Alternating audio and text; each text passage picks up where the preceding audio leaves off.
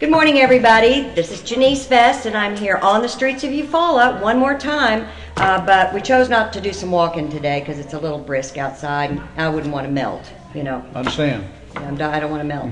So we're going to visit today here at Stites Furniture and have a nice place here to visit. And I have joining me today David Smith, who's our new Republican representative. And we have Roger Thompson, who is our senator for District 8. Yes.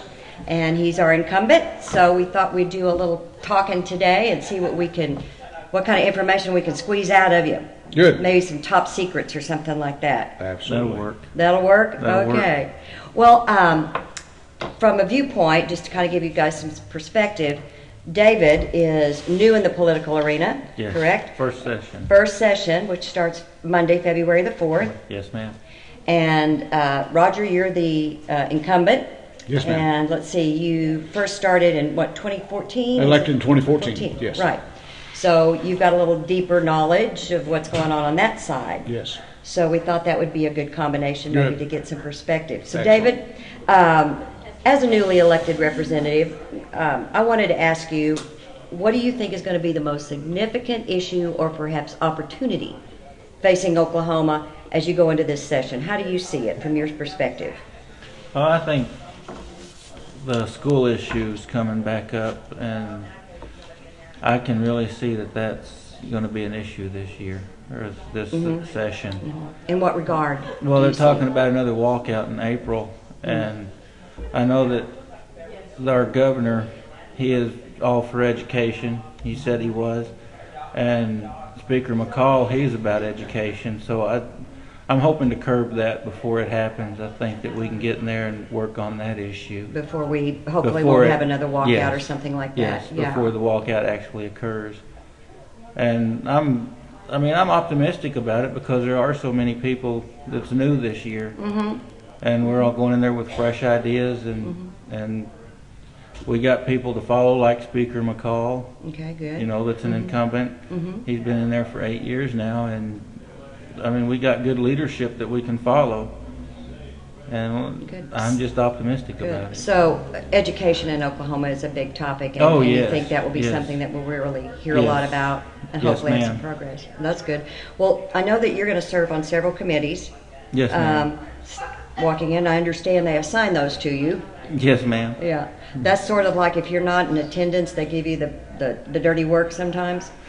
They just put you in there. But if possible, would I know that you haven't had that experience yet, what's really going to happen? Could you briefly explain to us, maybe like the committee on Wildlife Committee? I'm not familiar with what that would involve. Well, on the Wildlife Committee, I know that we've got a few bills coming out this year about the wildlife, about hunting and fishing, that's going to go through the Wildlife Committee. And I am vice chair on that, and I'm looking forward to a session where I'm a vice chair on something that I've never been on before. Now, I think you and I talked earlier about the feral hog problem that we have.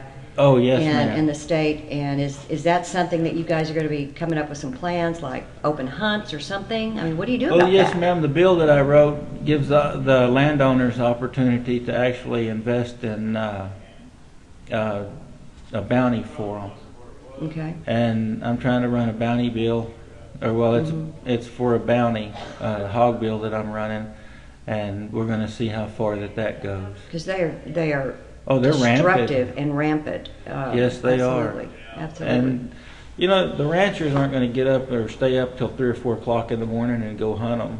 And without a bounty, it's not going to give anybody else incentive to go out and help the farmers and the ranchers. Okay. So the landowners right now, I mean, you can go out there and hunt all night long, but it's not going to help the landowners if they can't get up the next morning. And so it's bigger than just an issue of a couple hogs tearing up your garden, tearing up acres and acres of land. It's atrocious. I mean, the amount of money in land that they've tore up is astronomical. Yeah. Well, I mean, it's up in the millions of dollars. Well, being in the rural communities, you hear a lot about wildlife and conservation and protection. So I'm kind of interested to see how that plays out. And I am too.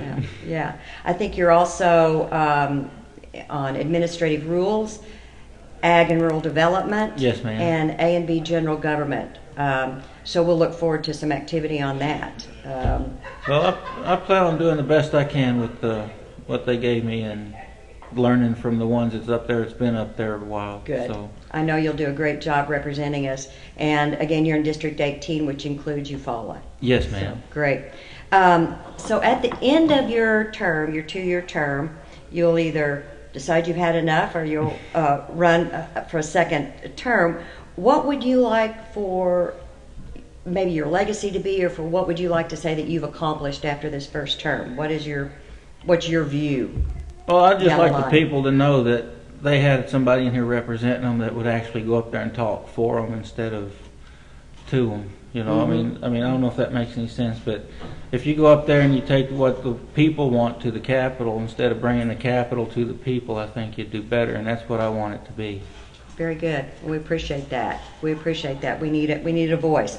Now, I'm starting today with you asking this question. This is just a broad, general question. Doesn't have anything to do with your politics. So this is free form. And actually, I stole this idea from PBS. Very good. I watch NPR and PBS all the time, and they're doing this on the street. So we're going to test it out with you, David. Okay. Okay.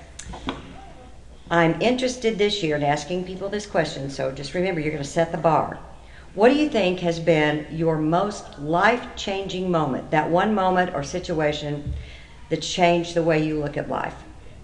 Oh, it's when my twin boys was born And when was that? in 2007. Now, how did that change your perspective on life? Well, but Were you changing the diapers? oh yes, ma'am, I did. My wife and I actually argued over who was going to change the diapers. That'll change your perspective on life. It did, and I mean, whenever we had the boys, it was up until then. I'd been in the military and we traveled around a lot, and I got to travel around. And whenever the boys was born is whenever I decided to come back to Oklahoma and raise my kids back here in Oklahoma. Mm-hmm.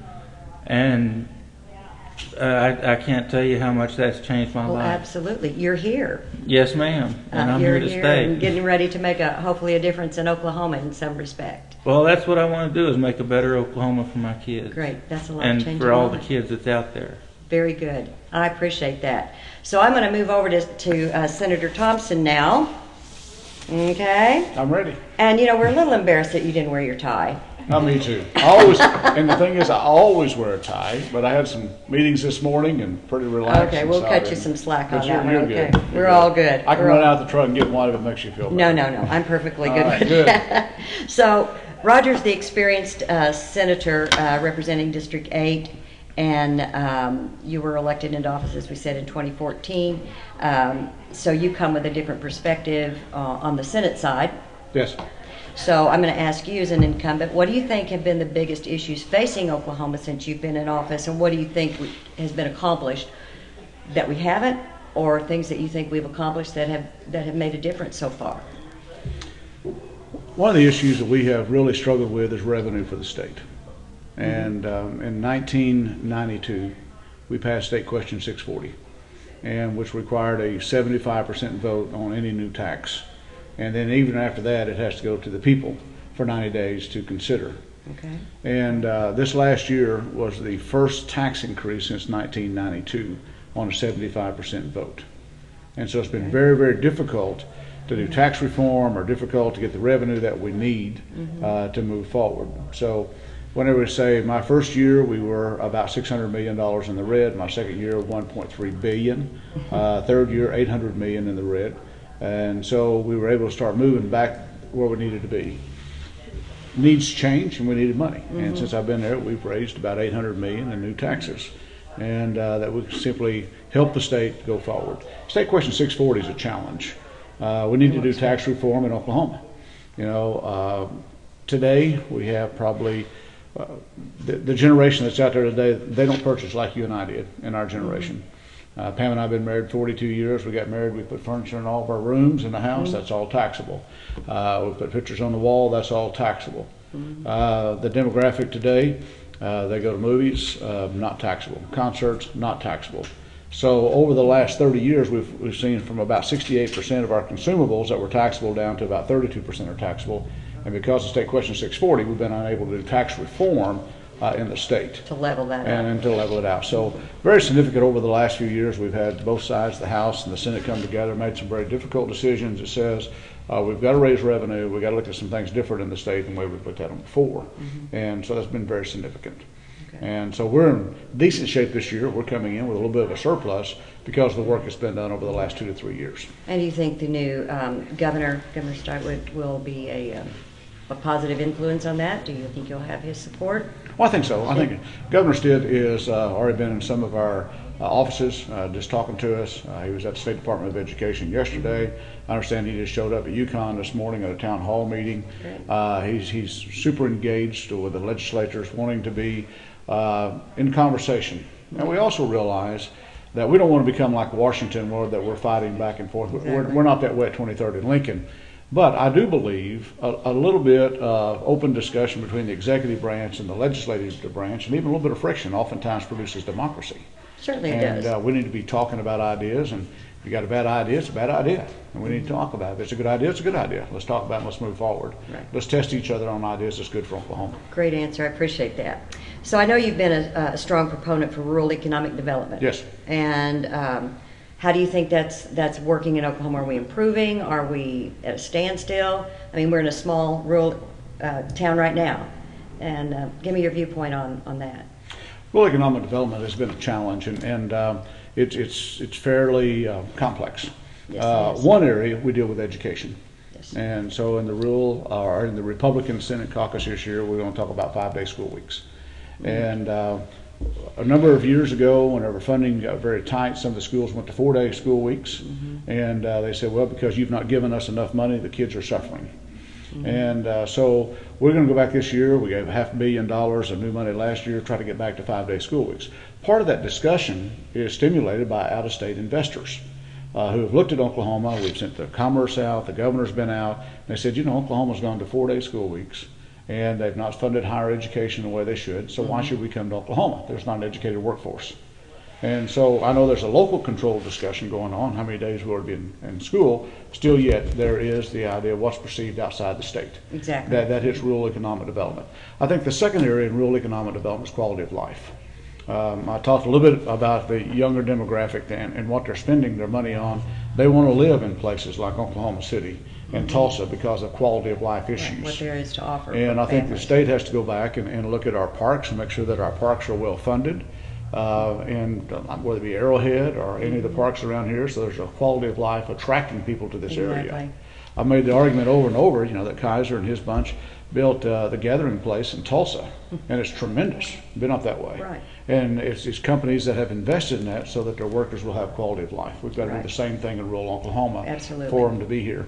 The other area that we struggle with economic development in rural Oklahoma is housing. And because when they come in, they want nice houses to live in or better houses to live in than what we might have. Certainly. So we've got to lay that infrastructure and to be there. Right. So absolutely. I think you'll see some things this year coming out of the Senate and out of the House that's really going to strengthen rural Oklahoma.